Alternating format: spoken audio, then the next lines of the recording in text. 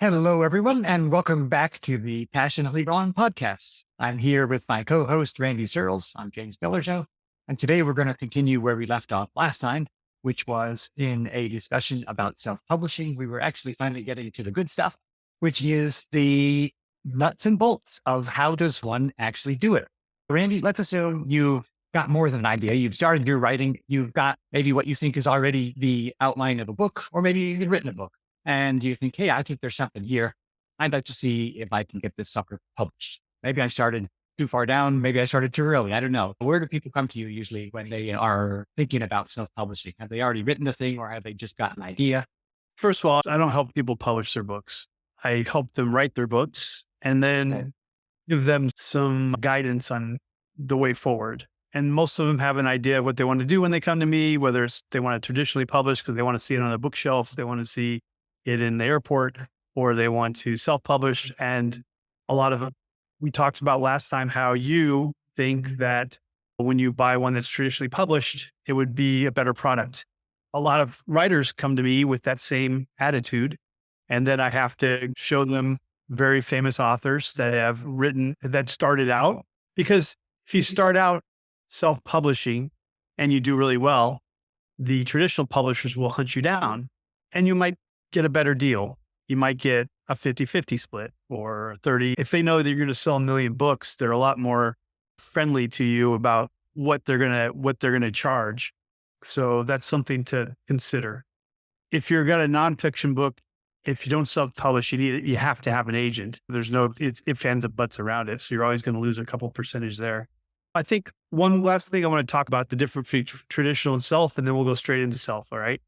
So traditional publishing, while you do have some input on your cover, if you really disagree after you sign the contract, depending on your contract, and most first-time authors will have the contract where they're going to decide on your cover.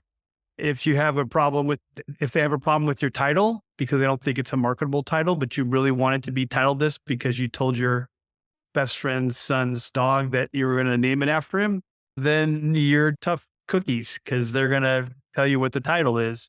They are also going to set the prices. A lot of authors will buy the rights of their books back so that they can self-market it and put it on Kindle Unlimited and get on these different deals that Amazon and other companies offer, which makes it, if you sell it at 50%, they'll put it out and market it better than you, and you'll sell a lot of books, make up for the lost profit. But publishers aren't necessarily, they don't have people in their companies that are tracking this for each book they have on that they own parts of. So they don't really get involved with that.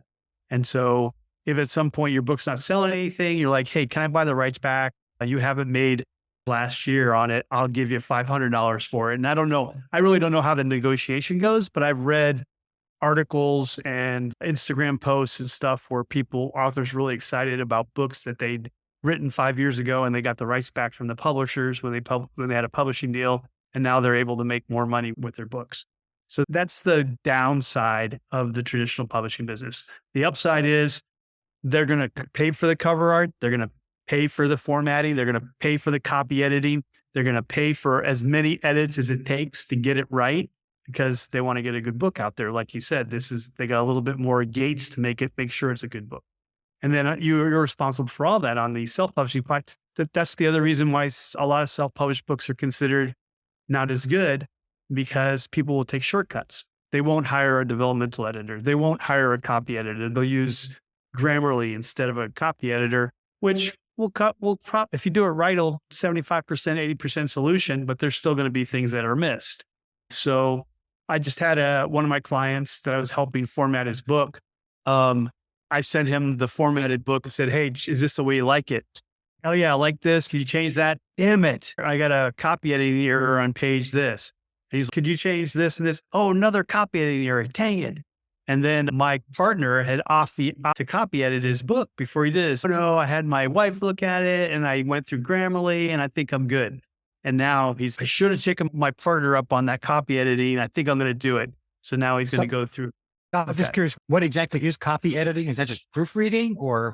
So copy editing is a little bit more than proofreading. It's word choice. and it is grammar and it is spelling, but it's also things that maybe like software can't detect. Just, does this sentence make sense? Is this what you wanted to say? Is it a complete sentence? Did you mean it to not be a complete sentence? Things like that. Okay. So it's a little bit more in tune to that, but there's a lot of nice stuff now that can do 80, like I said, 80% solutions. And then there's people that I read on self-published books that it looks like they didn't know what a dictionary was, or have spell check on Word for that matter. And because you're just like, man, so all really the squiggly line means that it's not spelled right, man. But so ideally, some people think this doesn't make readers mad, but it does. One or two, it doesn't. But like 5 on a page, you're like, I don't know if I want to go through this, because I know what he's saying, but I don't. But every time I read a word that's misspelled, I'm like, it hurts me. And then if I read 5 on a page, every page, I'm like, I can't read this anymore. And then that's how you. It takes you out of the story, first of all, and it makes you wonder about the diligence of the author and their process. You can't make a person like your book, but you can certainly make a person not like it. But it's expensive. People charge 3 cents a word. And if it's a 100,000 word book, that's $3,000 for a real copy editor to look at it. But they're going to do it. Most of them do a really good job, and it just takes time. It takes a couple weeks to do a book that long. So that's why they charge so much. And just my advice, self-publishing people, when you're ready to publish, Grammarly, there's another great one that I prefer over Grammarly, which is Pro Writing Aid. And that's going to solve a lot of your problems. It's not going to solve all of them, but it's going to solve a lot of them. And then if you get some beta readers that are actually going to look at it and marks, like circle stuff that they like on Kindle, you can just highlight it. And then at the end, they can just print out the notes and say, these are the following things that I think that are wrong. And then you can research it. That'll go a long way if you don't want to pay a professional copy editor, because it is expensive. If you're not making money, you don't have your 20 books, you're not making 50,000 a year yet. So the other thing to consider when self-publishing is, and we talked about this, I think in a different episode, is some things like Kickstarter. So if you have a following, you can sell your book on Kickstarter before you finish it. And ideally you make a couple $1,000s if you have enough followers and enough people are interested in the subject you're writing or interested in the fantasy world you're creating or whatever. And if you make a couple $1,000s, that'll pay for the cover. It'll pay for the copy editing that you were reluctant to do because you don't have any money. And that's really, if you make $5,000, that's like the self-publishing package that you can do. And that makes a difference. Or you can make $40 million like Brandon Sanderson, and you're not paying 30% to Amazon. You're not paying 80% to the editor, to the publishers and stuff like that. It's just your money, except for the 10% you got to pay to Kickstarter, right? Nothing's free. Everything you got to pay something. But Kickstarter, I'm not sure it's great for first-time authors unless you have a following already because you've done short stories. You have some other reason why your name's out there. But if you can do a Kickstarter and get 5,000 from your followers that have already read stuff from you, then that's probably, a lot of authors are going that way just to offset the price of startup to get the thing out there. So let's start with what we've already talked about, which is the cover. So if you're writing I think I just want to talk about fiction books right now. I'm not talking about nonfiction. Has its own reasons for being written, which doesn't always mean they're great, because if you're writing the guy's biography, do you want to read Trump's biography from the day he was born and actually know if he had hair when he was born or not? So is that something you're interested in? Some people might, I would, most of his books are written about his business deals and his business thinking and operations and stuff like that. And I'm pretty sure they're ghostwritten. But the thing is, there's a lot of different reasons and there's a lot of different ways to get nonfiction books out there, and they're different than the fiction books. So let's just talk about fiction books. So the first thing is you have to know your genre. So Elizabeth Hoover, I think is her name. She's the woman that usually has 5 or 6 books on the bestseller list for her romance books.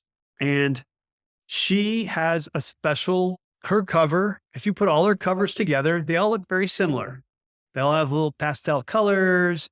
They might have butterflies on it or flowers or something like that. It's the standard for those kind of romance books, right?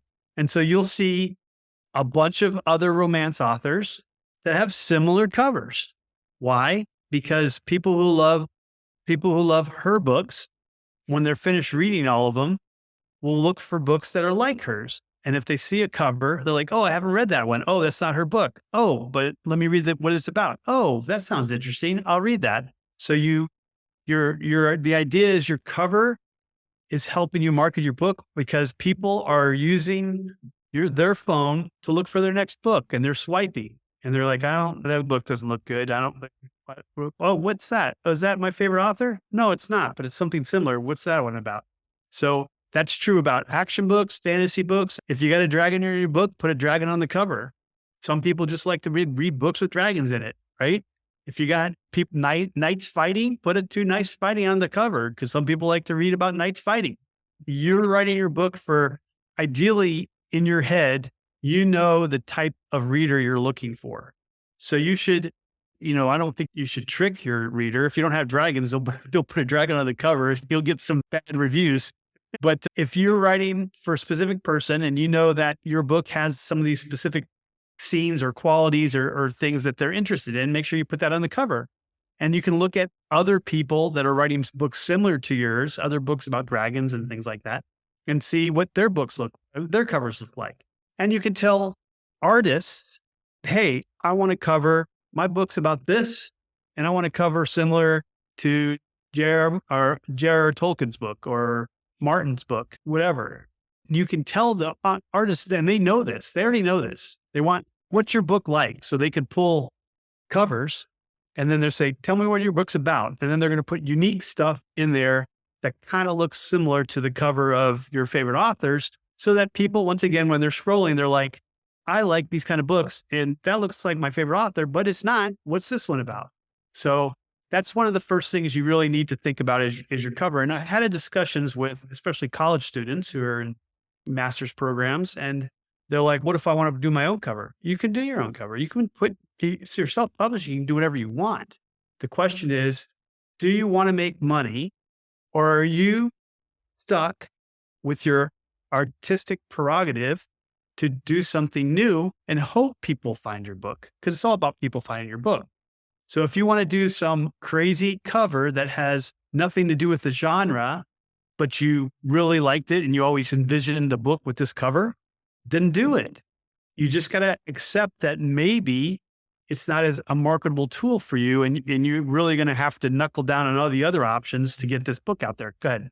Can you publish a book that appears with different covers in different markets? So you say, I want to try this one in India and this one in the US, or is that too complicated? Do you know anybody who tries that just to do a little bit of A/B testing?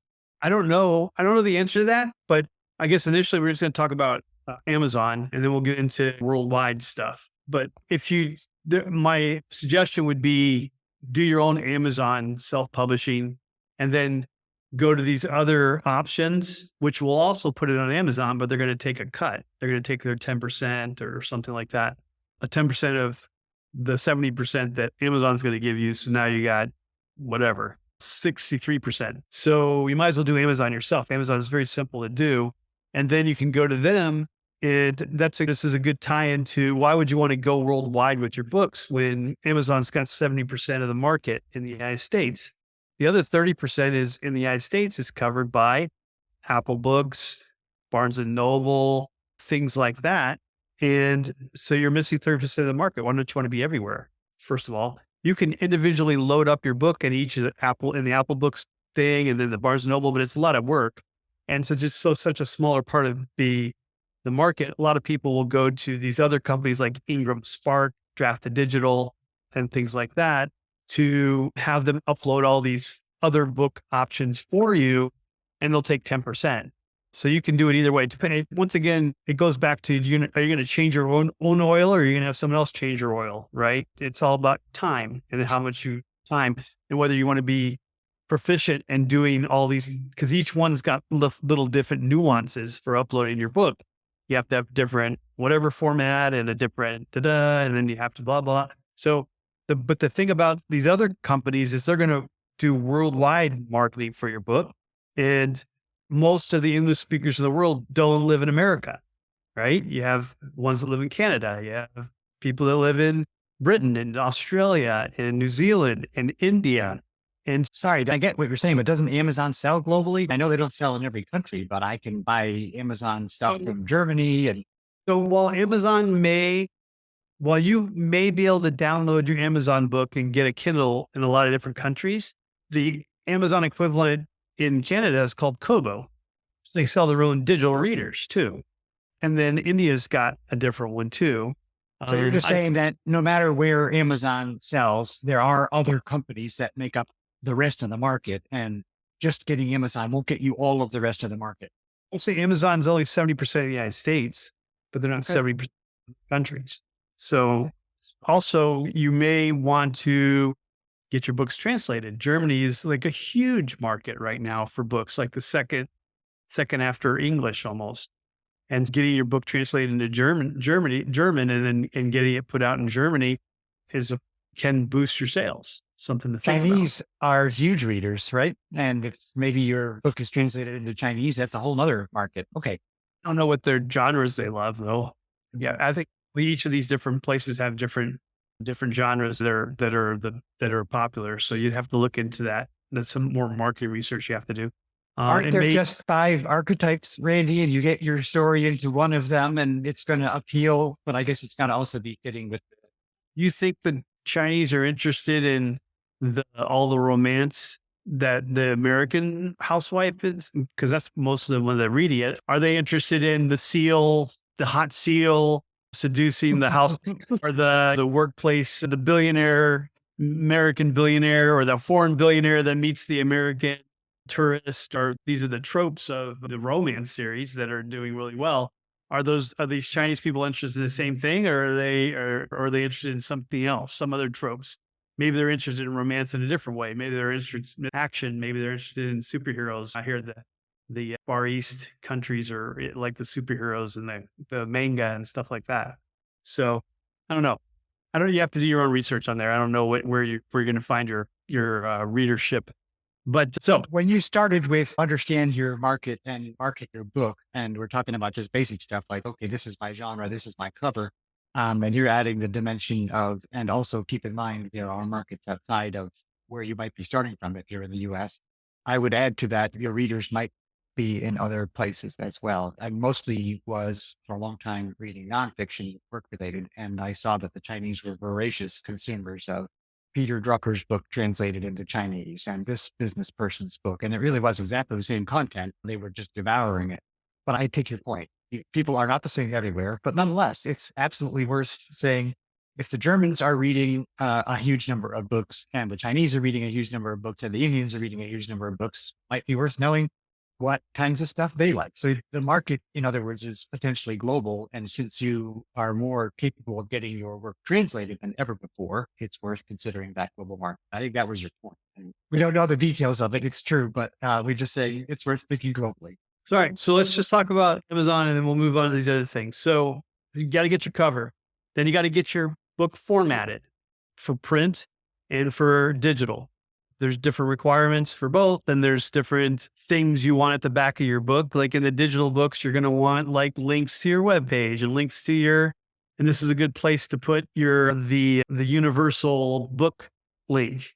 Okay. So instead of linking just straight to your Amazon book at the end of your book, for instance, you would link to your webpage or someplace where you could have a book link that would have the links to all the different Amazon, Apple, Barnes and Noble, all the different formats you have, so that people who are reading this book in whatever format they are can go there. And here's the other problem that you can have if you just put your book on Amazon.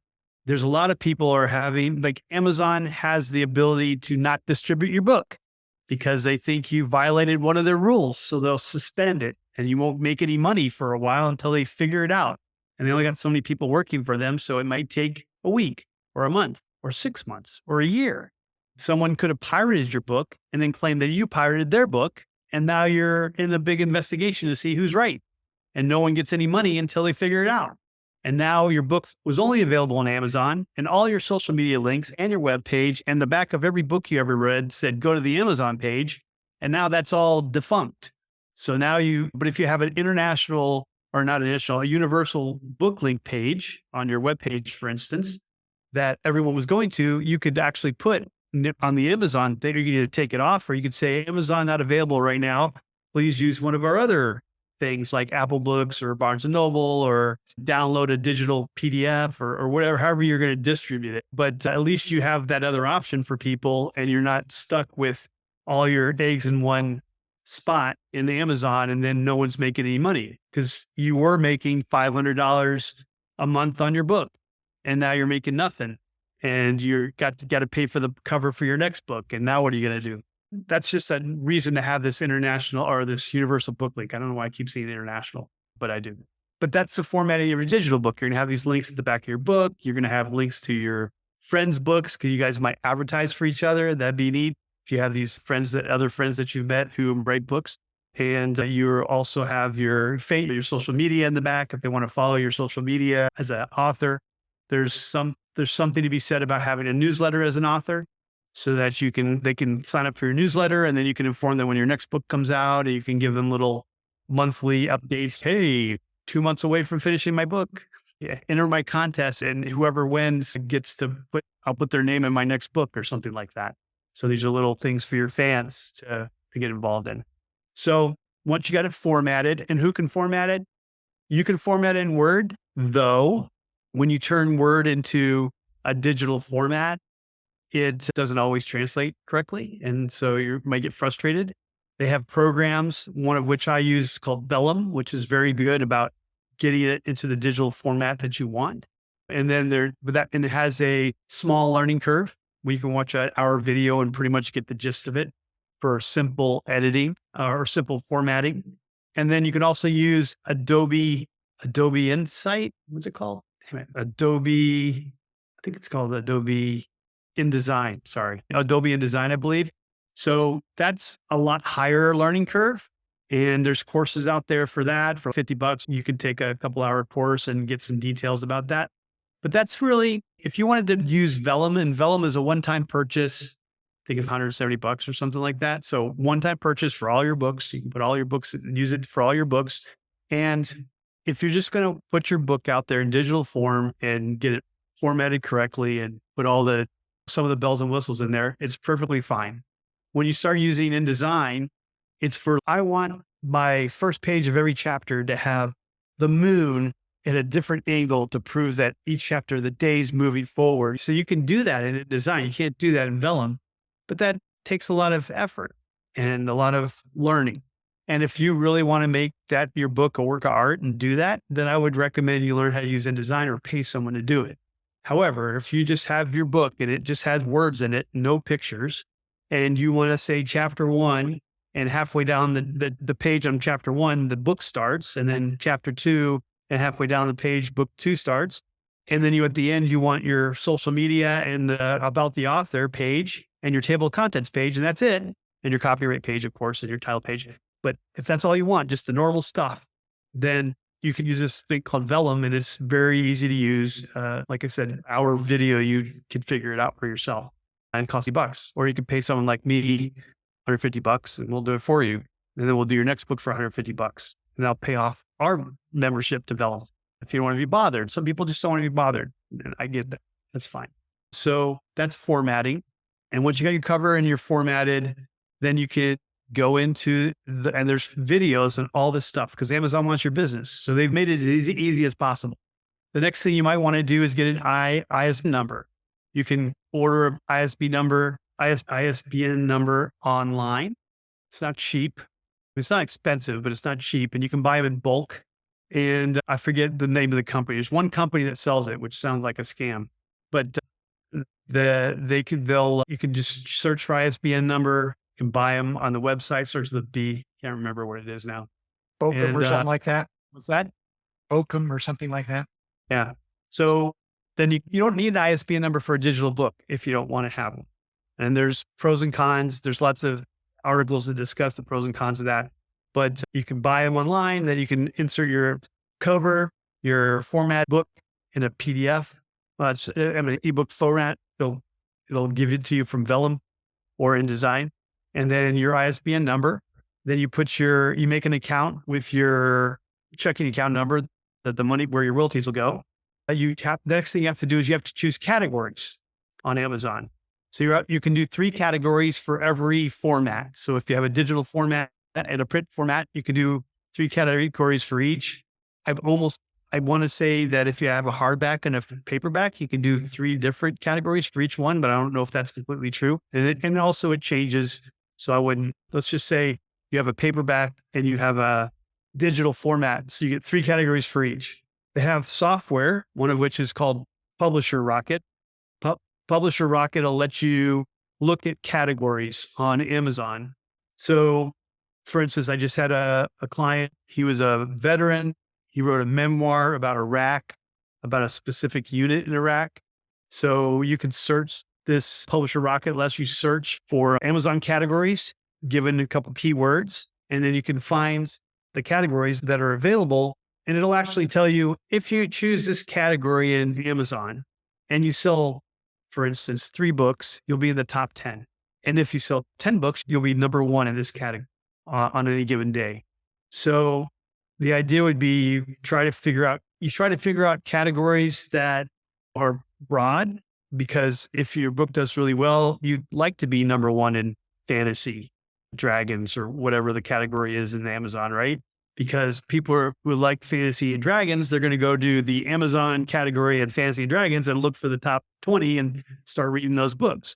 However, if you're a number 1 Amazon, if you get a number 1 in fantasy, dragons, pink unicorns, if that's not a category, but if you had all 3 of those things and you only had to sell 10 books to get to number 1 in that category and you're number 1, then that's going to be, when you see your book, you're going to see number 1 Amazon bestseller in this category. And also it's going to mess with your algorithms. Amazon's going to push it back out there. You're a number 1 in Amazon categories. So it behooves you to be aware of these categories and try to get a number 1 in 1 or more categories. And then, like I said, you can choose, there's some categories that are only digital books, some categories that are only print books. So you can screw around with the categories in each of the different ways you're going to sell your book, digital and print. The other thing you need to think about is, do you want an audiobook? Not all books have audiobooks, which means that if you do have an audiobook, you have a better chance of being a bestseller in that category because there's less people to compete with. So that's something to think about. Also, 30 to 40% of books are consumed in audiobook form nowadays.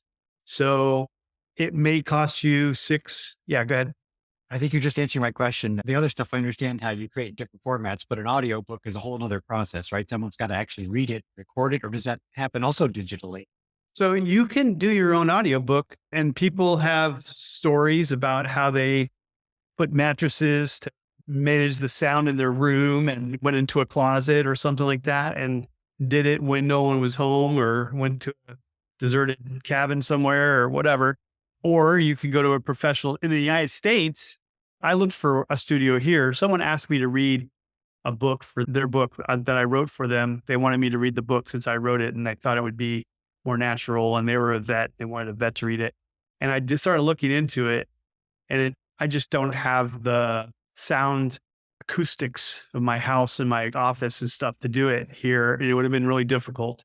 And then I looked for a studio because he said he would pay for the studio to rent a studio, because they have music studios here and they don't really do that. But there are studios in the States that will, mostly because in the States, everyone wants to make money. So you're just like, hey, I'd like to use your studio at midnight for 4 hours to read my audiobook. And if you don't have the next Elvis Presley in there, is that okay?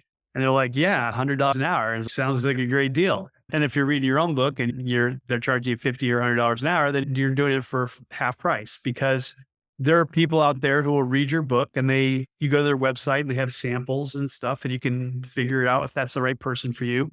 And they'll do it for $100 of finished product. So if your book is 8 hours to read, it'll cost $800. And then there's AI now that'll read it too. I don't know how it sounds. Some people say it sounds okay. I guess it also depends on if you have strange country names and race names and people names and things like that, because Obviously, you're going to have to figure out how to get AI to read it correctly. But that's another way to go. It's a lot cheaper, obviously. And so something to think about. But you have to decide if you want somebody professional to do it, it costs $800 to $8,000, depending on who you want to read it and how much experience they have. And there's also, it obviously costs more if you have if dramatization, how about that? Dramatization.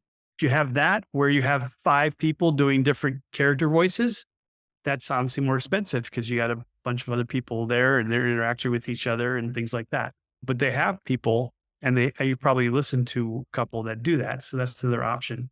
Audible is not the only way to go. I think Find a Way Voices is one. There's a couple of them out there. If you Google it, you come up with 3 or 4 of them. And you don't always have to go through Audible. A lot of people sell their audiobooks on their webpage only. And that way it's just all profit for them. They don't have to pay anything to Audible. But then you're not getting the marketing from Audible too, because Audible wants people to listen to the books too, so they make money. So that is pretty much Amazon. You can do, if you have your cover and you have your book and you have it's all formatted and you have your ISBN number, if you want to use that, then you can probably get it done in less than an hour. And then your book's published. You have to make some decisions about how much you want to charge. And then also in Amazon, if you charge under a certain amount, then you only get 30%. If you charge over a certain amount, you only get 30% of the proceeds. If you charge in the sweet spot, you get 70%. If you decide to put it on Kindle Unlimited, you're usually locked into a contract that says you for 90 days where you can't host your book. You can't sell your book on any other platforms, and they'll check to see if you're doing it. Yeah, there are bots out there looking. And then if you sell in that sweet spot, you get 70%. If you're selling for whatever, $7 or something like that, you'll get 70% of the profits for that, minus the download fee. So with the strategy that you described some people using to be prolific in their genre, and so of course you gain fans and fans are happy, so they always want to read more books. There's a bias towards more frequent publishing, and not everyone can sustain a level of good output, quality output, but they see the benefit of doing so. What I'm seeing in shorter formats, like articles that people write on Medium, there is a very alarming increase in the amount of AI generated content. So people say, okay, people want to read about this topic and I can get ChatGPT to write an article about this topic. It's not great, but it's 80% of the way there. And if someone just clicks on it, I get a couple cents per click.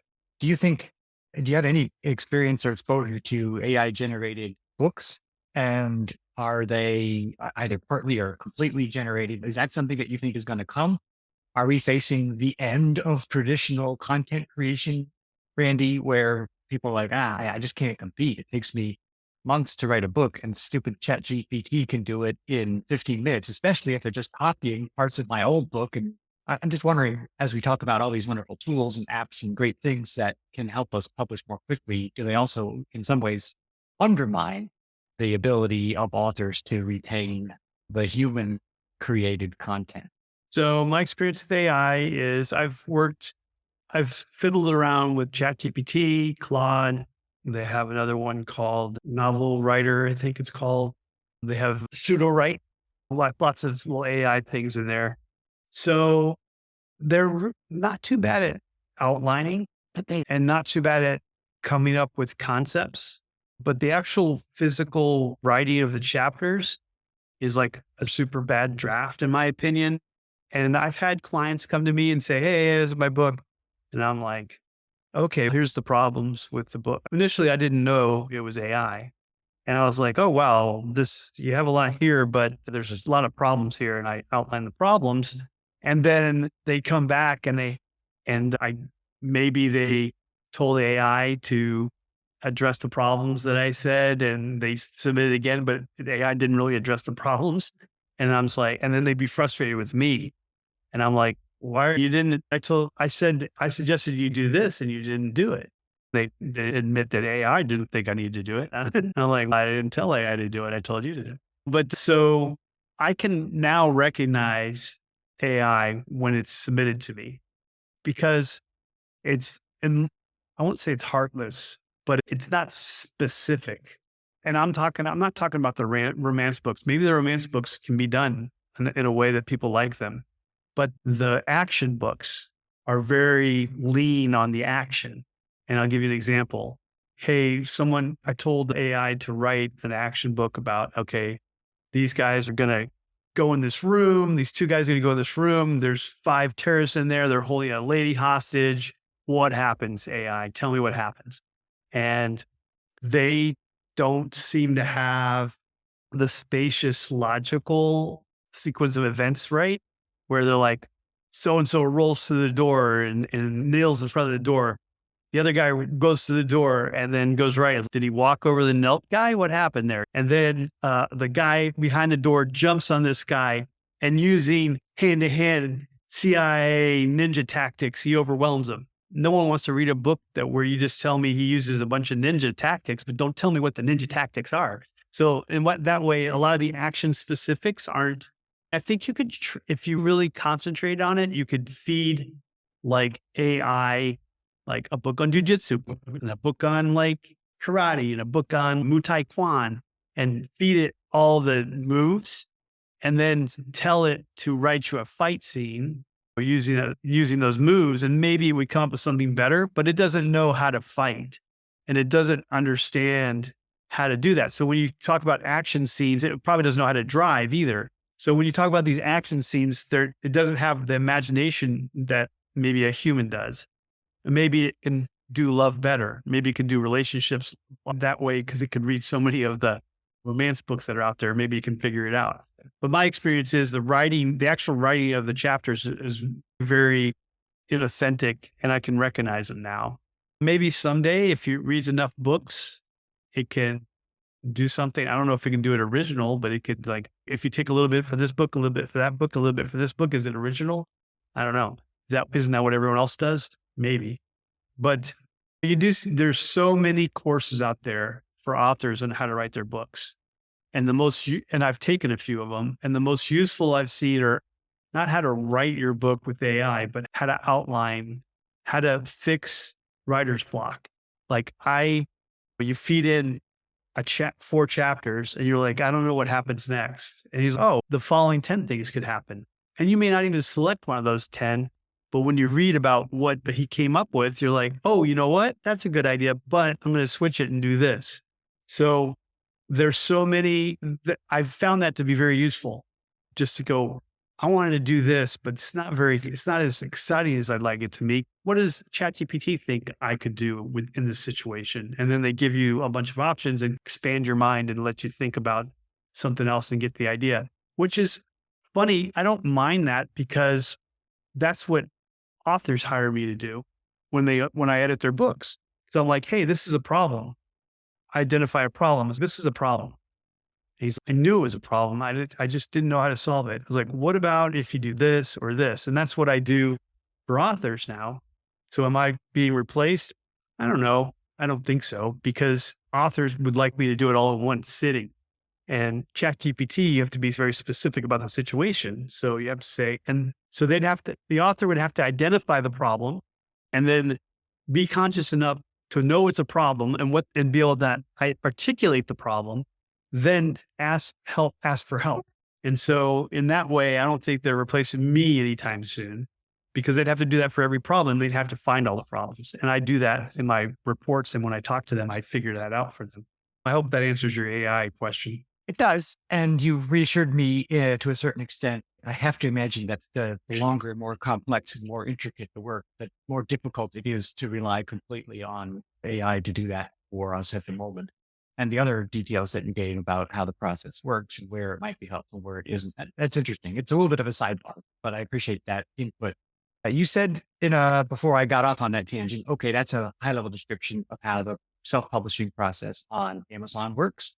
And you said earlier that, and I recommend you don't limit yourself to just Amazon. So now I'm done with Amazon. What's my step for protecting myself from that being my only market and reaching all of the other markets? Is there a platform that helps me more easily publish? I don't want to have to go through 25 other formats, right? Can I take my Amazon format and just feed it into one of these other sites that'll help me publish in 20 other places? Or what I open-ended question, how does it work? So Amazon has a large part of the American market, but it doesn't have a large part of the world market. And now I'll just say something else. If there's people out there who want to write their books in a different language, 78% of the books in the world are read in English. Doesn't matter what language they're written in. So Ah, you make a book in Spanish, but you probably want to consider translating it into English because that's where, and it also it depends on the book, right? If a story about an American soldier in Iraq during these 2 years with this specific unit aren't going to interest anyone outside of the United States, then don't worry about it. You don't worry about translating your book to German or whatever. No one's probably going to want to read it. And the same thing about if you write a book about Colombian soldiers fighting the FARC in this year, there might be some utility. Some Americans might want to read it, but the the war is supposedly over between the FARC, so maybe it's history now and it's not current events. Just like when we invaded Afghanistan, there was probably three. I can probably name the three books that were out there about the Russian invasion of Afghanistan. The Bear Went Over the Mountain, and there's two other ones, but The Bear Went Over the Mountain was the most popular one. And those things, the hard copies, that was only available as hard copy. It freaking sold out in Amazon like within a month because everybody in the whole military continent thought they were going to Afghanistan. And so those things sold out, and then people passed it around so everyone could read them and learn tactics and that worked for the Russians against the Afghans and things like that. And then now the market is overwhelmed with books and memoirs about Afghanistan and tactics and everything we were using all the way through the 20-year war. So, and now is anyone ever going to read those books because the war is over?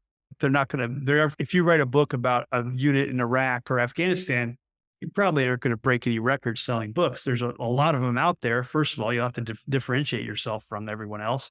And second of all, no one cares about the Afghan war anymore, really, except for maybe some veterans, but we moved on.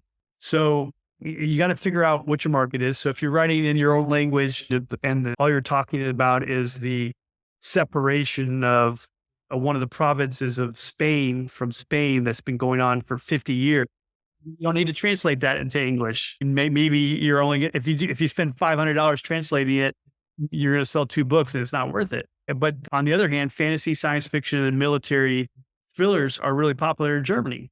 So maybe you do want to translate those to German or Spanish. Spanish is a big up and coming market too.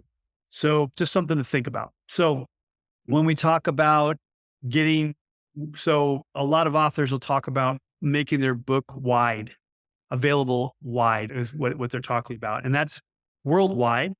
And it's also distribution on different like Apple Books, Barnes and Nobles, Kobe, all these other different people that offer books on different formats, like on your Apple phone has Apple Books. So you can take everything you did on like Amazon. You have a cover, you have an ISBN number, then you have your formatted ebook, and you can go on Apple Books and they have videos because they want your business too. And you can spend an hour or however long and load it up into Apple Books. And then you can go over to Barnes and Noble and get on their website and follow those instructions and do that. And just like you said, if you don't want to go to every single one of those and do them yourself, you can go to things like Ingram Spark or Draft to Digital. So Draft to Digital, as per its name, is very popular for it does have a print department, but it's known for its digital distribution of books. They charge, let's see, I got it right here. They charge a percentage. They charge, I think, 10%. But there's no setup cost. You go in there, you load all your stuff up. They will push it out to India, like the India equivalent of Amazon. They'll send it to Canada, which is also Kobe. They have their own little read devices there in Canada, Kobe. They'll send it to Australia, New Zealand, Britain. And because can a British person buy an American book off Amazon.com? I think if they have a VPN, they can, but if they go to Amazon.uk, then I don't think they can't always buy it. You have to have a different publishing route to get into Amazon.uk. So I buy books off Amazon.com, American Amazon.com all the time on my Kindle, and I don't use a VPN, but I have an American Kindle. I don't know how that works, but you are also making it available on these other platforms like Barnes and Noble, like you're going into the bookstores of Britain or India, whatever their popular bookstores are, and getting put on their web pages so you can purchase their books on their web pages and also get put into their bookstores maybe and things like that. So this is what Draft the Digital will do. And also Ingram Spark is more popular for the print. They're more known for the worldwide distribution of print books. And they also usually, they had a setup fee, and I heard a rumor that they got rid of the setup fee. I don't know if that's true, but they will get your books in America. United States is not the most populous American speakers in the world. And that's the only American speakers, English speakers in the world, right?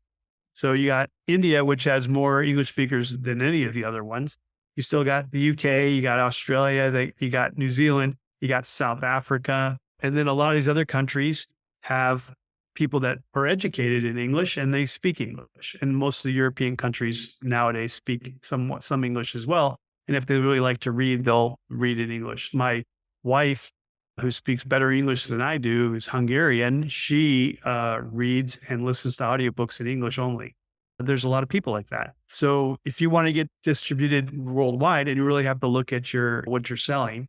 If you're selling, I was talking to you earlier, if you're selling a book about a American Navy SEAL meeting an American elementary teacher and having a love affair, and a romance book, is that something that's going to be interesting to someone in Germany or China? You'll have to do some research and see what people like there.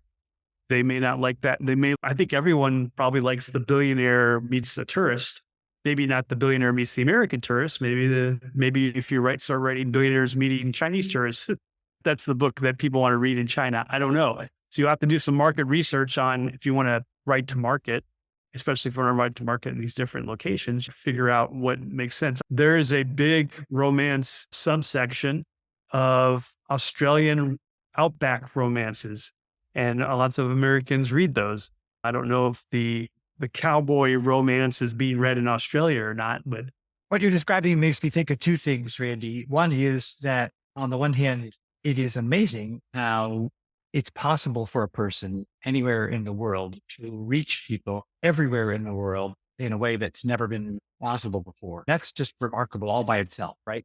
The idea that you can get your words out and someone half the world away could be reading them relatively quickly and conveniently.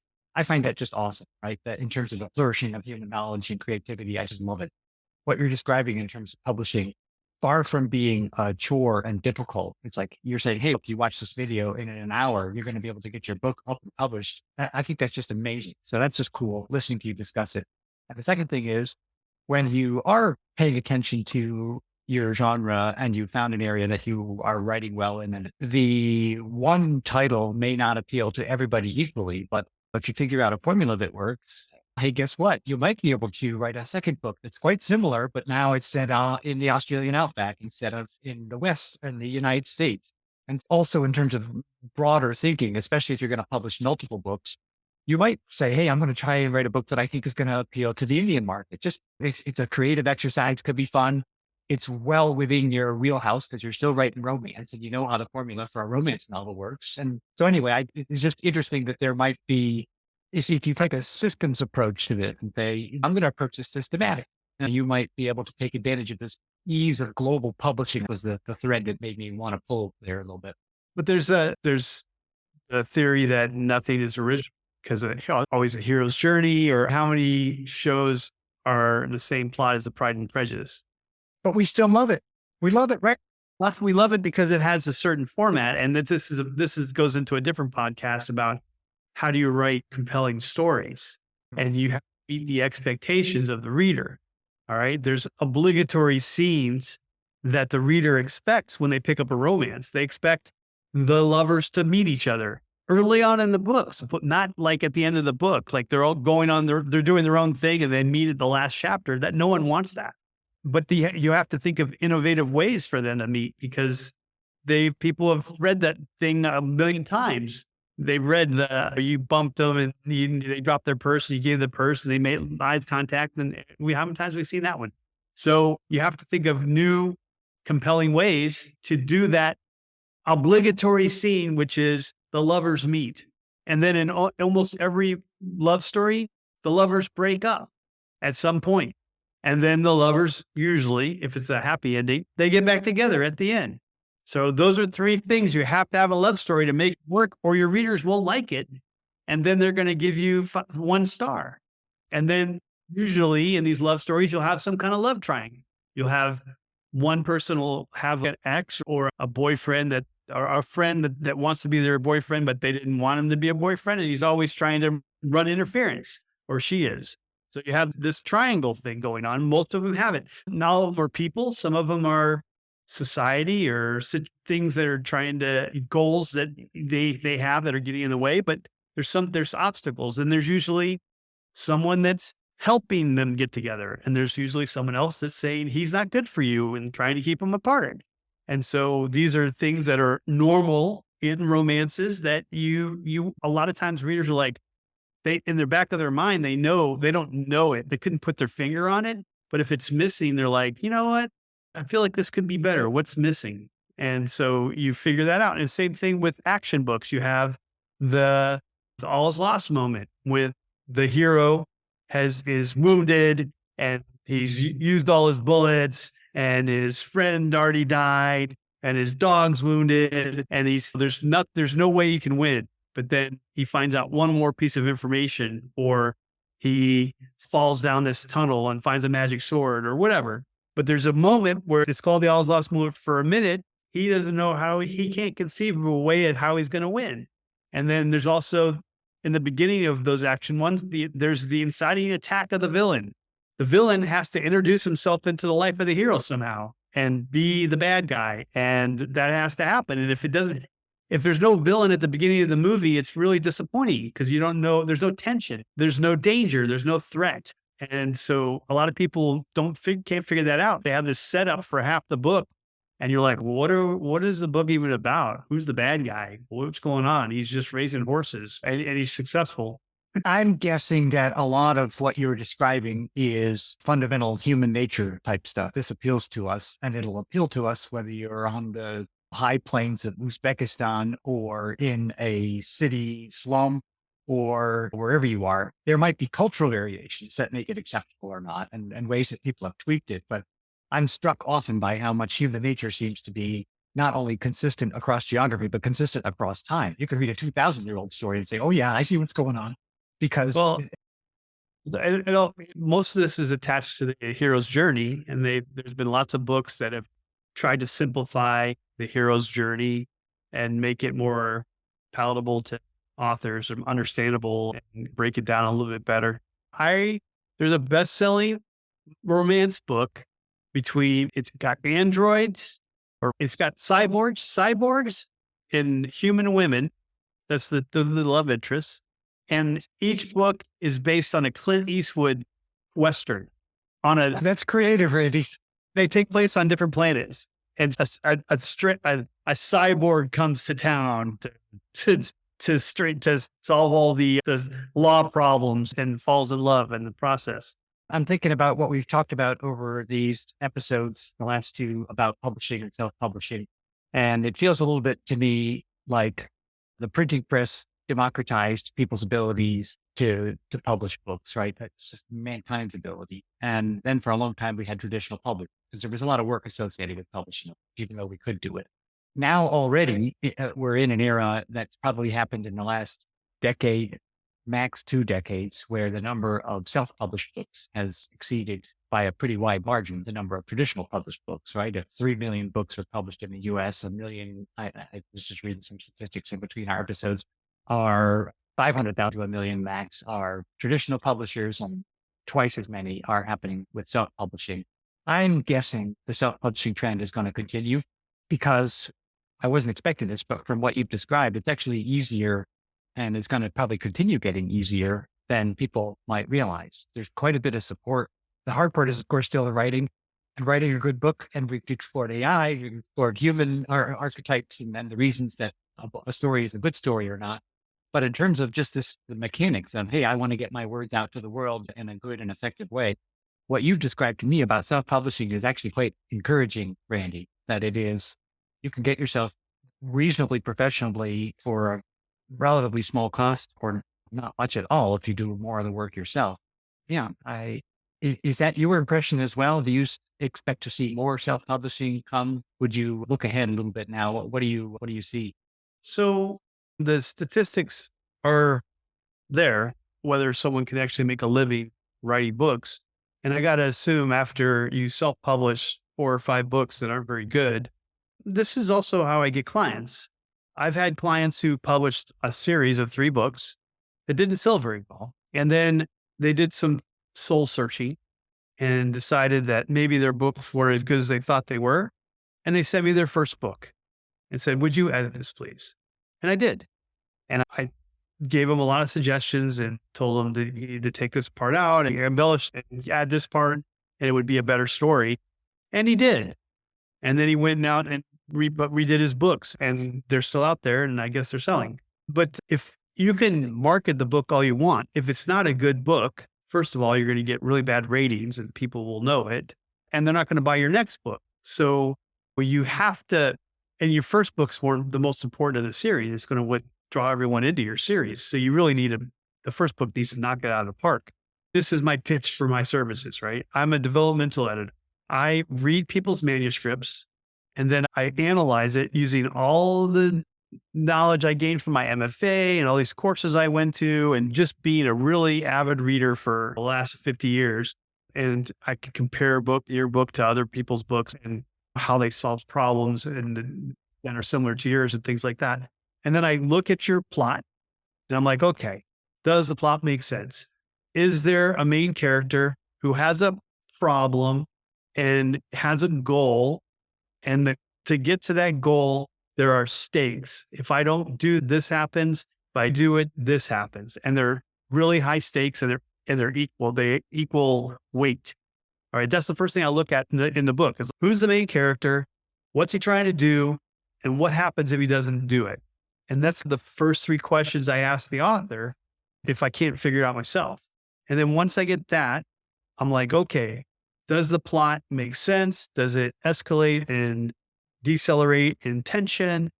Are there subplots and plot points that didn't work, that didn't make sense, that didn't escalate the tension in the book?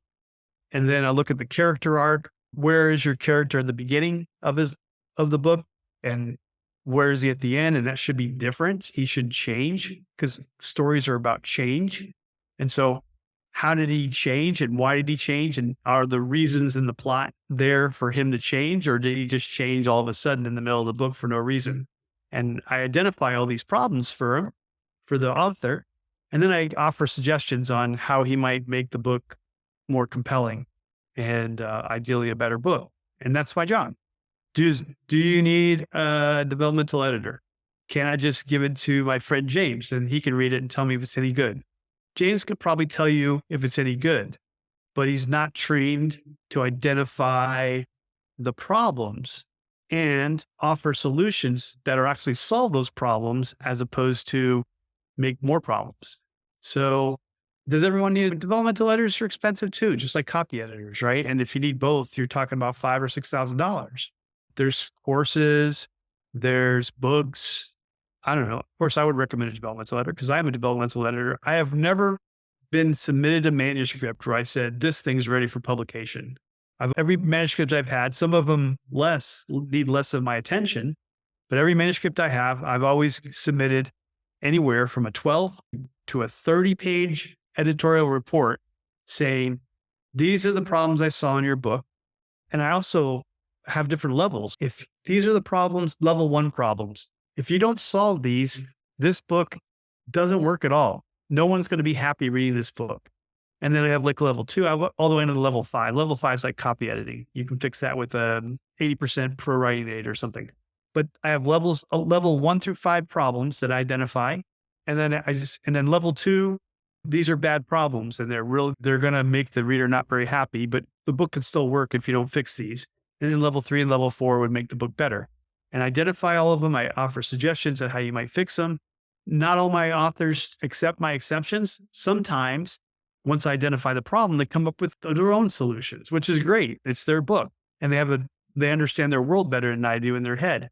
Sometimes I identify problems in their book, which are just their problems because the author knows the story and they haven't adequately put it on the paper so that the reader can understand it. And so I'm just like, hey, I don't understand why he did this. Oh, he did this because this is this. But you never said that in the book. You have to put another chapter in there somewhere where that actually is clear. And so that's you can write a book and then you can have your buddy look at it and then you can do whatever your buddy said and you can have it published in 2 hours, but you're going to have to market it. And when people read it, if they're not happy with it, they're not going to read your next book. And they're not going to, word of mouth is the fastest way to spread books, or social media now too, which is word of mouth. So it's just, you're not going to make your living as an author, but if you just want to put books out there, you're more than welcome to. I've edited books where they didn't take any of my suggestions. They put their book out there. They didn't do great, and they didn't change much that I suggested they change. And some of them were good stories. They could have been really good books, but they didn't understand how story works. That's probably a good way for us to wrap up this discussion. And I like how we started prior episode big, and then we got narrower into the details. And now you're bringing us back out again a little bit in a nice way, Randy, to say, look, yes, you can self-publish something quickly and easily. And that does not in any way, however, solve the basic question of, have you written a good story? Is it high quality work? Is it compelling work? Will it bring readers back for more?